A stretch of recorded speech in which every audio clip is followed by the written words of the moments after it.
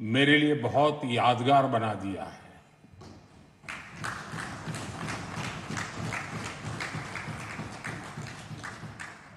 मैं अभिभूत हूं,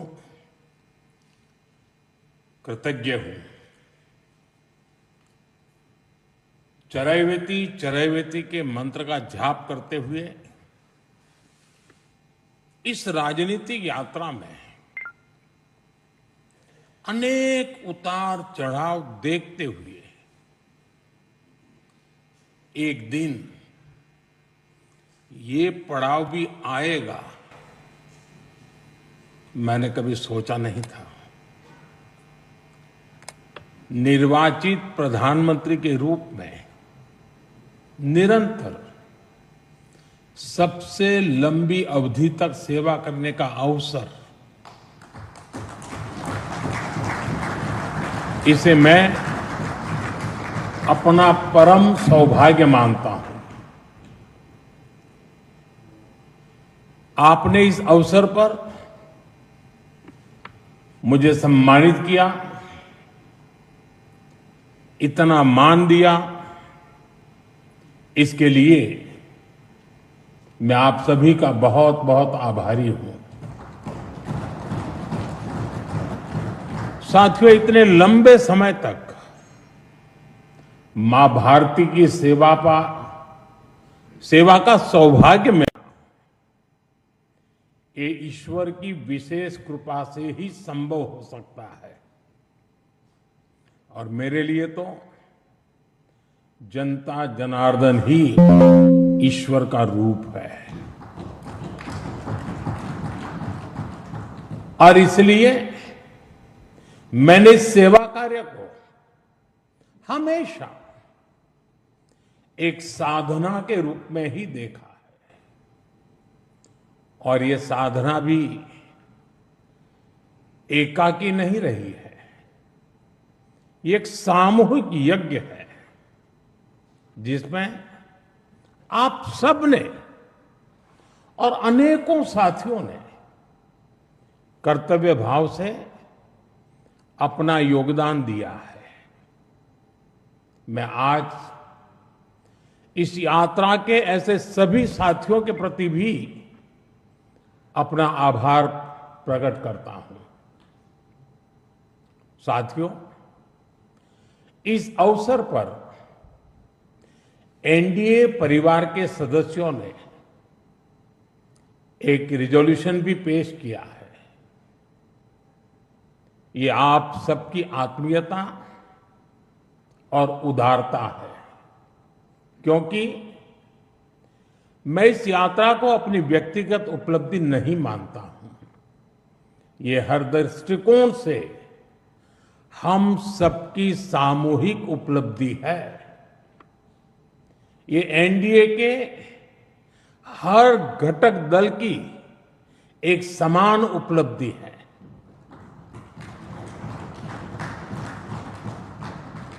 इसलिए मैं इस प्रस्ताव को आप सभी को, भाजपा समेत हमारे एनडीए परिवार के सभी कार्यकर्ताओं को समर्पित करता हूं। साथियों, भारत की जनता का निरक्षीर विवेक हमेशा अद्भुत रहा है। देश की जनता ने राष्ट्रीय स्तर पर राजनीतिक स्थिरता का महत्व समझा है। ये जनता जनार्दन की परिपक्वता ही है कि उसने लंबे समय तक मुझे इस तरह जनता की सेवा का अवसर दिया। 2014 के पहले के कई दशक बहुत अस्थिरता और उथल-पुथल से भरे हुए थे। इसका देश को बहुत नुकसान भी उठाना पड़ा। लेकिन अब देश की जनता एक स्थिर सरकार का काम भी देख रही है और उसकी निर्णायक क्षमताओं की प्रशंसक भी है। मैं आज देश की महान जनता को भी नमन करता हूं, जनता जनार्दन का आभार व्यक्त करता हूं। साथियों, साल 2014 में जब एनडीए की जीत हुई थी, तब मैंने कहा था कि आज देश के सामान्य मानवी में एक नई आशा का उदय हुआ है। इस आशा का, इस उम्मीद का संरक्षण हम सभी का बहुत बड़ा दायित्व था। देश के लोगों ने कांग्रेस के विश्वासघात के बाद अपना भरोसा हमें सौंपा था। मुझे आज संतोष है, गर्व है कि एनडीए परिवार के तौर पर हमने देश के विश्वास को हमेशा और मजबूत किया है।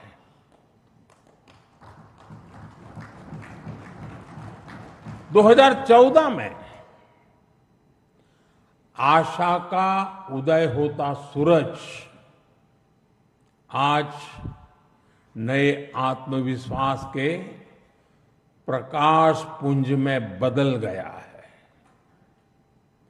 भारत के लोगों ने पहली बार ये देखा है कि जब सही नीयत से सरकार चलती है तो तेज गति से विकास भी होता है।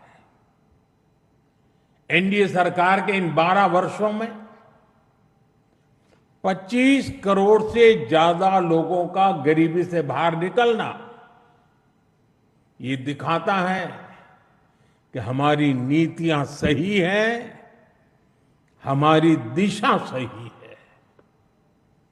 ये सफलता आज देश के हर उस व्यक्ति को एक भरोसा देती है कि एक न एक दिन उसका संघर्ष भी खत्म होगा, एक दिन उसके सपने भी पूरे होंगे। और मैं मानता हूं, कल जो गरीब था आज जो न्यू मिडिल क्लास बना है, उसे अब हमें पीछे नहीं होने देना है। इसलिए सरकार के नाते, जनप्रतिनिधि के नाते हमें दिन रात काम करना है, परिश्रम की पराकाष्ठा करनी है। और इस संकल्प के साथ कि 140 करोड़ का ये देश हमसे जो उम्मीदें लगाए बैठा है वो जरूर पूरी हो। भारत का युवा, भारत की नारी शक्ति, भारत का मध्यम वर्ग, भारत के किसान, सबकी आकांक्षाएं, उनकी एस्पिरेशंस हमें पूरी करनी है। आज देश का हर नागरिक विकसित भारत के सपने से भरा हुआ है। विकसित भारत का सपना अब किसी एक व्यक्ति का नहीं रहा, किसी सरकार का नहीं रहा, किसी दल का नहीं रहा। देश के जन जन का सपना बन चुका है, संकल्प बन चुका है। और इस सपने की पूर्ति के लिए हमें अपना हर पल समर्पित करना है। साथियों, एनडीए के 12 वर्षों की एक बड़ी सफलता यह भी है कि देश कांग्रेस के कुचक्र से आजाद हुआ है। कांग्रेस ने देश को लाचारगी, बेचारगी और हीन भावना के गर्त में गिरा दिया था। देश को यही एहसास कराया जाता था कि भारत में विकास धीरे धीरे ही होता है, भारत में तेज विकास संभव ही नहीं है। और बड़ी ही चतुराई से इस धीमी विकास को एक नाम दिया था हिंदू ग्रोथ रेट, यानी कार्यशैली कांग्रेस की, दायित्व कांग्रेस का, विफलता कांग्रेस की, लेकिन कलंक देश की बड़ी हिंदू आबादी के नाम लगाया गया। जबकि असल में इस कुसंस्कृति का नाम होना चाहिए था कांग्रेस ग्रोथ रेट। इस कांग्रेस ग्रोथ रेट में ना गवर्नेंस थी, ना नीति, ना नियत और ना ही निर्णय। साथियों, आज पहली बार अटल जी के नेतृत्व में एनडीए सरकार आई, तब जाकर हमें एक झलक दिखी कि विकास में गति कैसे आती है। लेकिन दुर्भाग्य से 2004 में देश फिर से अस्थिरता के बवंडर में और कांग्रेस के शिकंजे में फंस गया। विकास तो दूर की बात है, देश को कांग्रेस ने एक के बाद एक हजारों करोड़ रुपए के घोटालों में घसीट दिया। साथियों, देश का भाग्य फिर तब बदला जब 2014 में एनडीए की सरकार बनी।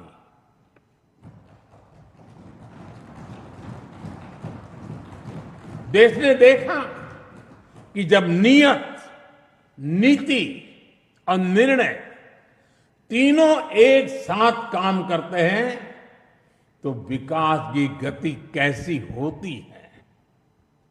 देश ने देखा कि जो काम दशकों में होते थे वो काम महीनों में होने लगे। 2014 में 74 एयरपोर्ट से 2026 में 160 से अधिक एयरपोर्ट तक, 2014 में 1000 किलोमीटर एक्सप्रेसवे से 2026 में 6700 किलोमीटर एक्सप्रेसवे तक, 2014 में सिर्फ 5 शहरों में मेट्रो से 2026 में 20 से ज्यादा शहरों में मेट्रो तक, 2014 में 700 करोड़ रुपए डिफेंस एक्सपोर्ट से 2026 में 23,000 करोड़ रुपए के डिफेंस एक्सपोर्ट तक। देश ने बहुत लंबी यात्रा तय की है। साथियों, 2014 में देश में केवल 25 करोड़ इंटरनेट यूजर थे। आज 100 करोड़ से अधिक यूजर इंटरनेट से जुड़े हैं। 2014 में डिजिटल पेमेंट्स ना के बराबर थे। आज भारत डिजिटल ट्रांजैक्शन में नंबर 1 देश है। 2014 में भारत अपनी जरूरत का ज्यादातर मोबाइल बाहर से मंगाता था। आज भारत 33 करोड़ से अधिक मोबाइल हैंडसेट खुद बनाता है। 2014 में सोलर क्षमता केवल 2.5 गीगावाट थी। आज यह 150 गीगावाट से अधिक है। 2014 में एथेनॉल ब्लेंडिंग केवल 1.5% था। आज यह 20% तक पहुंच चुकी है। 2014 में देश की एक भी सेमीकंडक्टर यूनिट नहीं थी। आज देश में बन रही 10 से ज्यादा सेमीकंडक्टर यूनिट्स भारत को आधुनिकता की तरफ ले जा रही है। साथियों, हमने देश की जरूरतों को अपनी नीतियों और निर्णयों का आधार बनाया।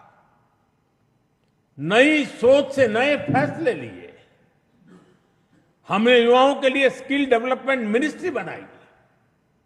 सहकारी क्षेत्र को मजबूती देने के लिए अलग कोऑपरेटिव मिनिस्ट्री बनाई। हमारे मछुआरे भाई बहनों के लिए अलग फिशरीज मिनिस्ट्री बनाई।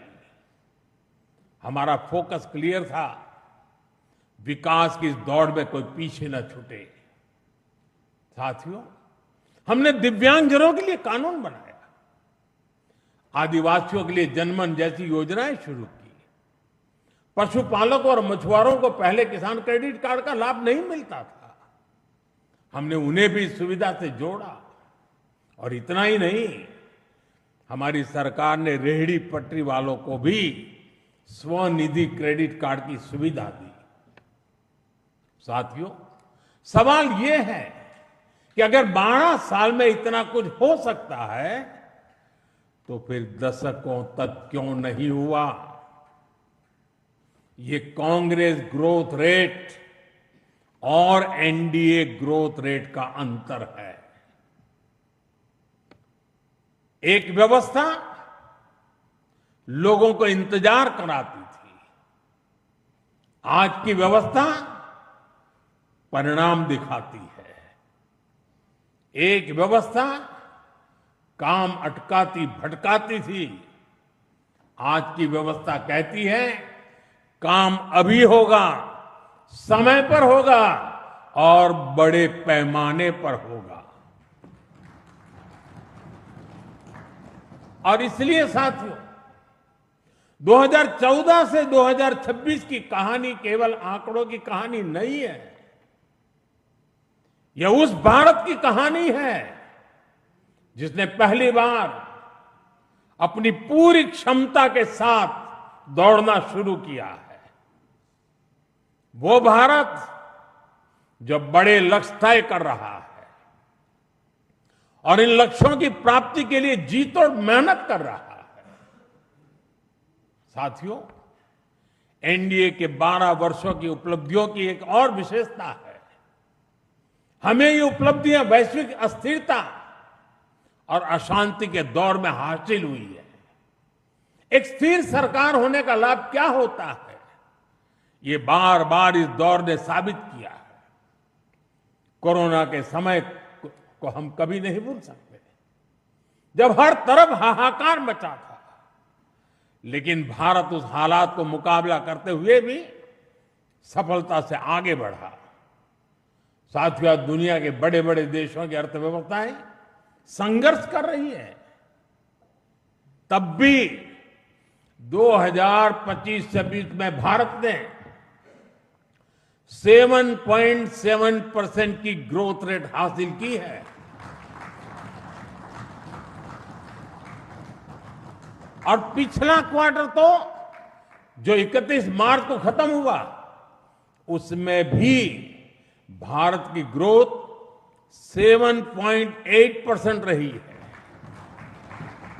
ये सफलता इतनी आसान नहीं है दोस्तों।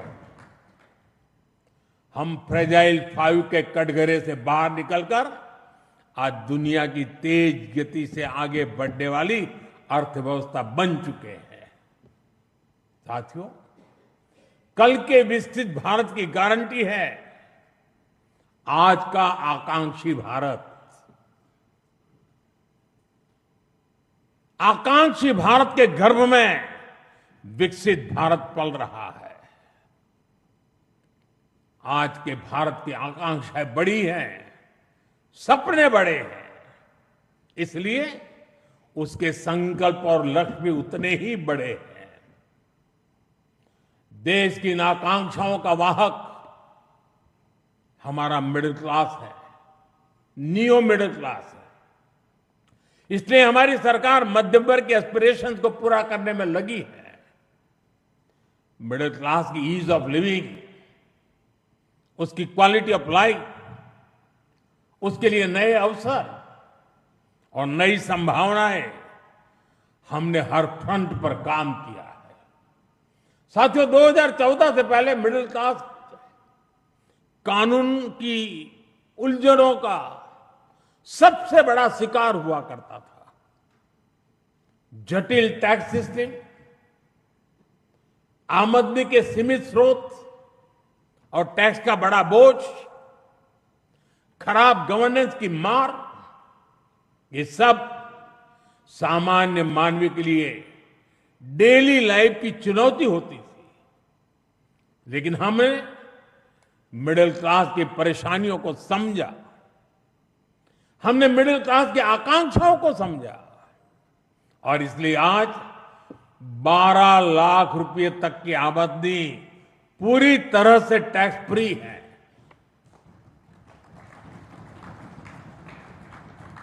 आज देश में सरल और फेसलेस टैक्स सिस्टम है। अच्छे इंफ्रास्ट्रक्चर से उनका जीवन आसान हुआ है। साथियों, बीते 12 वर्षों में मिडिल क्लास परिवार के बच्चों के लिए हर क्षेत्र में नए अवसर बने हैं। मध्यम वर्ग के घर का सपना पूरा हो सके, सरकार इसमें भी मदद कर रही है। घर में इलाज के खर्च का बोझ कम हो, इसके लिए आयुष्मान भारत योजना में बिना आय सीमा के बुजुर्गों को भी शामिल किया गया है। जीएसटी रिफॉर्म का भी बहुत बड़ा लाभ देश के मध्यम वर्ग को हुआ है। उसके लिए हेल्थ इंश्योरेंस सस्ता हुआ है। उसके सपनों से जुड़ी चीजें सस्ती हुई है। इन प्रयासों का परिणाम है कि आज देश का मिडिल क्लास अनिश्चितताओं से मुक्त हो रहा है। वो भरपूर आत्मविश्वास के साथ देश की विकास यात्रा को गति दे रहा है। साथियों, हमारे लिए दल से हमेशा अगर बड़ा कुछ है तो हमारा देश है। दल से बड़ा देश है। और जब नेशन फर्स्ट, देश प्रथम की भावना से काम होता है तो कोई भी निर्णय कठिन नहीं होता। इसलिए ऐसे फैसले जिन्हें पहले असंभव समझा जाता था, जो देश के सुरक्षित भविष्य के लिए अनिवार्य थे, हमने बहुत ही सधे हुए तरीके से उन फैसलों को भी लिया। पहले सरकारें आर्टिकल 370 की बात करने से डरती थी। हमने उसे खत्म करके पूरे देश में एक संविधान लागू किया। पहले नॉर्थ ईस्ट से बम, बंदूक और ब्लॉकेट जाने का नाम नहीं लेते थे। हमने नॉर्थ ईस्ट में शांति भी लौटाई और स्थिरता भी लेकर आई। पहले भारत आतंक के हमलों के बाद चुपचाप दर्द सहता रहता था। हमने आतंकवादियों पर सर्जिकल स्ट्राइक की, एयर स्ट्राइक की। ऑपरेशन सिंदूर में दुनिया ने भारत का सामर्थ्य देखा। साथियों, पहले मान लिया गया था कि नक्सलवाद, माओवाद अब कभी नहीं खत्म होने वाले हैं, कभी खत्म हो ही नहीं सकते। हमने देश को नक्सलवाद, माओवाद के उस जहर से मुक्त करके दिखाया है। साथियों, महिलाओं को आरक्षण, 3 तलाक के खिलाफ कानून, सीएए का कानून, भारतीय न्याय संहिता, सैनिकों को 1 रैंक 1 पेंशन। एनडीए सरकार राष्ट्रहित में कोई भी काम करने से पीछे नहीं रही और हम सभी को इस बात पर गर्व है। मैं आज देश को फिर आश्वस्त करूंगा, देश हित के बड़े फैसलों का इस सिलसिला और भी तेज होगा, तेज गति से आगे बढ़ेगा। साथियों, बीते 12 वर्षों में देश ने जो कुछ हासिल किया वो दुनिया देख रही है, लेकिन अब हमें अपनी दृष्टि आगे की ओर रखनी है। हमें 2047 के लक्ष्य को देखते हुए उस लक्ष्य को पूरा करने के लिए अपनी स्पीड को और बढ़ानी होगी। हमारा बेंचमार्क अब यह होना चाहिए कि बीते 12 वर्षों में जो स्पीड और स्केल हमारी रही है, उसको हम और अधिक बड़ा और व्यापक कैसे बना सके। आज ग्लोबल ग्रोथ में भारत की हिस्सेदारी लगातार बढ़ रही है। इसलिए भारत को अब ग्लोबल पैरामीटर्स, ग्लोबल कंपटीशन और ग्लोबल पर्सपेक्टिव देखना है। दुनिया भारत से सॉल्यूशन चाहती है। दुनिया भारत में वैश्विक सप्लाई चेन का एक भरोसेमंद पार्टनर देख रही है और हमें दुनिया की इन अपेक्षाओं पर खरा उतरकर दिखाना है। हमें यह समय गंवाना नहीं है और मैं बार बार कहता हूं, यही समय है, सही समय है। सच में फ्यूचरिस्टिक टेक्नोलॉजी में खुद को श्रेष्ठ रखना है। हमें सिर्फ दुनिया जैसा नहीं करना, हमें दुनिया से एक कदम आगे रहना है। अब जैसे एनर्जी सिक्योरिटी है, बीते 12 वर्षों में हमने ऊर्जा में आत्मनिर्भरता के लिए अभूतपूर्व काम किया। मैंने लाल किले से समुद्र मंथन अभियान की घोषणा की थी। ये बहुत ही महत्वाकांक्षी मिशन है। बीते दिनों में ऑयल एंड गैस के एक्सप्लोरेशन को लेकर काफी पॉजिटिव खबरें आ रही हैं। यानी आने वाला समय अनेक संभावनाओं से भरा हुआ है और हमें हर संभावना का पूरा फायदा उठाना है। साथियों, अब हमें 500 गीगावाट रिन्यूएबल एनर्जी के टारगेट को जल्द से जल्द पूरा करना है। सोलर एनर्जी को लेकर तो काम तेजी से चल रहा है, लेकिन अब हमें न्यूक्लियर एनर्जी के लक्ष्यों को भी तेजी से हासिल करना है। अभी हमने दुनिया को दिखाया है कि Bharat fast breeder reactor technology में कितना आगे पहुंच गया है। ये टेक्नोलॉजी हमें न्यूक्लियर एनर्जी में आत्मनिर्भरता की तरफ ले जाएगी। इसी तरह ग्रीन हाइड्रोजन और ग्रीन अमोनिया के मामले में भारत बहुत तेजी से काम कर रहा है। आने वाले समय में ये टेक्नोलॉजी भारत को ग्लोबल ग्रीन एनर्जी मैप में सबसे प्रमुख बना पाएगी और ये नाम बनना पक्का है। साथियों, आज बड़े एक्सपर्ट्स का भी अनुभव है कि जिन देशों ने मैन्युफैक्चरिंग के पूरे इकोसिस्टम पर 80-90 के दशक में काम किया, उन्हें उसका फायदा इस सदी में मिलना शुरू हुआ। भारत ने 10-12 वर्ष पहले जिस इकोसिस्टम पर काम करना शुरू किया, उसका लाभ अब देश को मिलना शुरू हो गया। 2014, 15, 16 के कालखंड में जो बात नींव डाली गई, उसके फल अब दिखाई देने लगे हैं। भारत तेजी से दुनिया का मैन्युफैक्चरिंग पावर हाउस बनने की ओर आगे बढ़ रहा है। साथियों, energy, minerals, cheap, battery storage, space, drone, data centers, quantum computing, artificial intelligence, ऐसे हर सेक्टर, हर टेक्नोलॉजी एक दूसरे से जुड़ी हुई है। ये एक दूसरे की पूरक है। भारत इनके लिए विदेशों पर निर्भर नहीं रह सकता, क्योंकि ये भारत की आर्थिक और स्ट्रेटेजिक हर प्रकार की सिक्योरिटी से जुड़े विषय है। और तभी भारत सेमीकंडक्टर इकोसिस्टम पर इतना फोकस कर रहा है, तभी क्रिटिकल मिनरल्स को लेकर मिशन बोर्ड पर काम चल रहा है। साथियों, शिपिंग सेक्टर में भारत आत्मनिर्भरता के नए लक्ष्यों के साथ आगे बढ़ रहा है। हम एक ऐसे फ्यूचर की तरफ बढ़ रहे हैं जहां हम मेड इन इंडिया शिप पर ट्रेड करेंगे और कंटेनर भी मेड इन इंडिया होंगे। शिप मेंटेनेंस और रिपेयर से लेकर स्क्रैपिंग तक की सर्विसेज भी भारत देगा। यही विजन हमारे एविएशन सेक्टर के लिए है। आज हम made in India transport aircraft बना रहे हैं। वो दिन दूर नहीं जब Bharat made in India civil aircraft भी बनाएगा।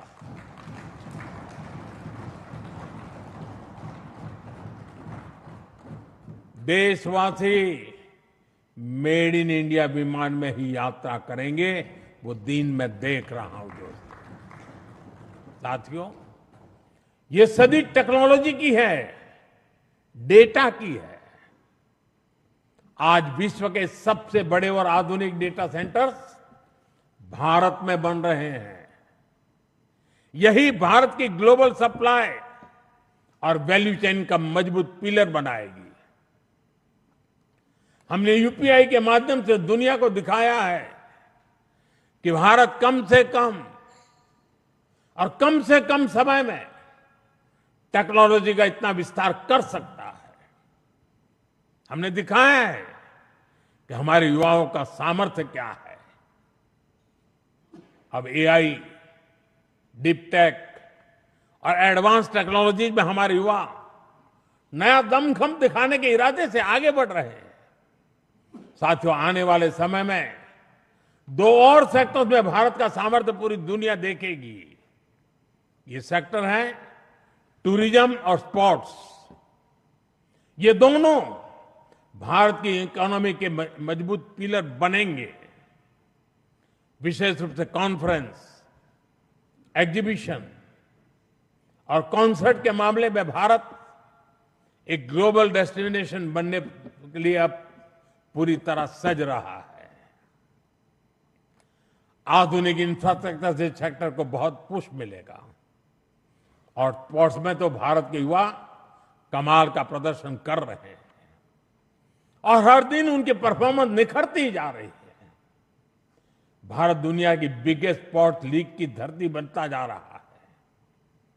आने वाले सालों में हमारी ये ख्याति और बुलंद होगी। ओलंपिक्स के लिए हमारी तैयारियां भी भारत की एस्पिरेशन का ही प्रतिबिंब है। हमें छोटा नहीं सोचना है, हमें लक्ष्य ऊंचे रखने हैं, उन्हें प्राप्त करने के लिए पूरी ताकत लगा देनी है। साथियों, आज भारत रिफॉर्म एक्सप्रेस पर सवार होकर तेजी से आगे बढ़ रहा है। हमारे लिए रिफॉर्म कोई कंपल्सन नहीं है, रिफॉर्म हमारा कन्विक्शन है।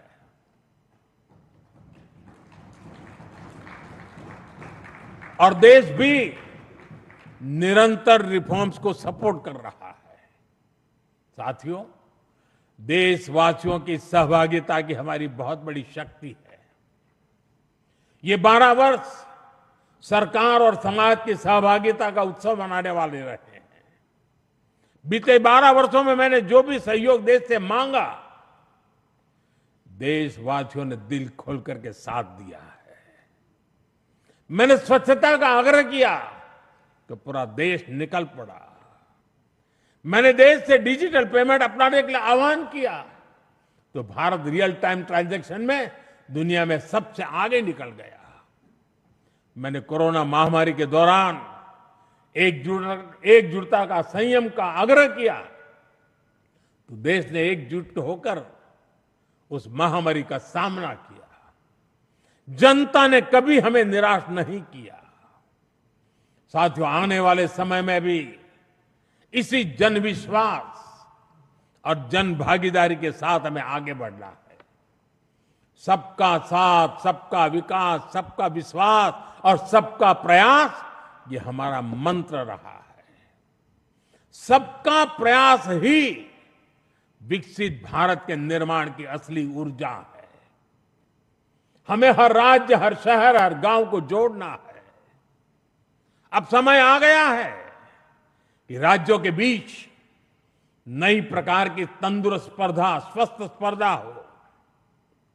स्पर्धा इस बात की हो कि कौन सा राज्य सबसे तेजी से $1 ट्रिलियन इकोनॉमी बनता है।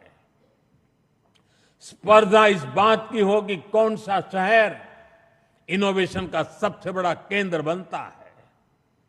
स्पर्धा इस बात की हो कि कौन सा क्षेत्र रोजगार सृजन में सबसे आगे निकलता है। भारत की प्रगति राज्यों की ऐसी प्रगति से ही होने वाली है। आइए अगले दशक को उपलब्धियों के साथ साथ श्रेष्ठता का भी दशक बनाए। आइए राजनीति की स्पर्धा से ऊपर उठकर विकास की स्पर्धा को राष्ट्रीय संस्कार बनाए। 12 वर्षों की यात्रा उपलब्धियों की रही है। आने वाले वर्ष और भी नई सिद्धियों के होंगे, और भी बड़ी सिद्धियों के होंगे। इसी विश्वास के साथ आप सभी का मैं फिर से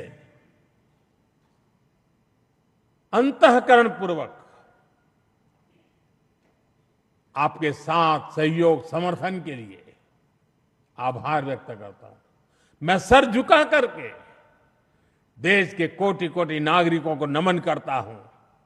उनके आशीर्वाद ने हमें एक ऊर्जा दी है, शक्ति दी है, प्रेरणा दी है, प्रोत्साहन दिया है। ये जनता जनार्दन के चरणों में सर झुका करके प्रणाम करते हुए आइए एक नए विश्वास के साथ हर संकल्प को पूरा करने के सामर्थ्य को जुटाते हुए हम चल पड़े। देशवासियों के सपनों को हमारे संकल्प बनाए। हमारा पल पल देशवासियों के संकल्पों की साकार करने की यात्रा का अहम पड़ाव बनता चले। इसी भावना के साथ देशवासियों के ऊपर पूरा भरोसा करते हुए आओ निकल पड़े। बहुत बहुत धन्यवाद।